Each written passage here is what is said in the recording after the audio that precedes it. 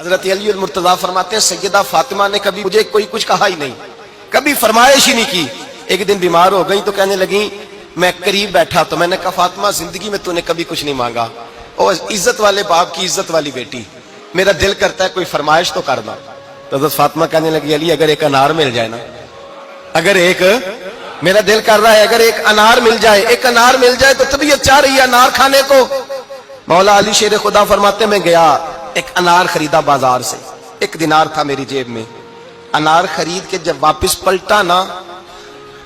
تو کہتے ہیں ایک بوڑھا شخص، ہونٹوں پہ کمزوری، آپ فرماتے ہیں میرے باپ دادا کی عمر کا، لڑکھڑاتے اس کے ہاتھ اور کہنے لگا علی میں بھوکا ہوں کئی دنوں کا۔ حضرت علی فرماتے ہیں میرے پاس وہ 1 ہی دینار تھا جس کا انار آ گیا، کہتے ہیں میں نے اسی وقت وہ انار نکالا، اس شخص کے ہاتھ میں رکھا، بوجھل قدموں سے جب میں اندر داخل ہوا نا تو پاک رسول کی پاک بیٹی، عزت والے نبی کی عزت والی بیٹی، صبر والے محبوب کی صبر والی بیٹی، کہتے ہیں جب میں نے اپنا قدم اندر رکھا دروازے کے تو فاطمہ نے میرا اترا ہوا چہرہ دیکھا تو کہنے لگی علی پیسے اللہ کے راستے میں دے آئے ہو، خیرات کر رہے ہو؟ حضرت شیر خدا رضی اللہ تعالیٰ عنہ فرماتے ہیں میں فاطمہ کی طرف دیکھا تو میں حیران ہو گیا، میں نے کہا فاطمہ تجھے؟ کہنے لگی مجھے یقین ہے آپ انار لینے گئے تھے، آپ نے خرید بھی لیا تھا،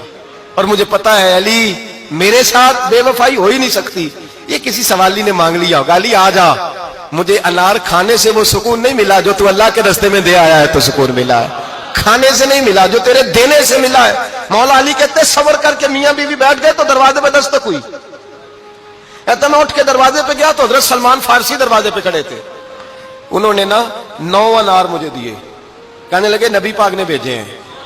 یہ 9 انار ہیں نبی پاک نے بھیجے ہیں۔ تو حضرت علی شیر خدا فرمانے لگے ہمارے نہیں کسی اور کے ہیں،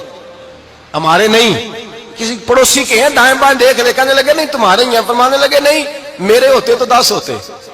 اس لیے کہ اللہ فرماتا ہے من جاء بالحسنۃ فلہ عشر امثالھا، تم ایک نیکی کرو گے میں 10 کا اجر عطا کروں گا۔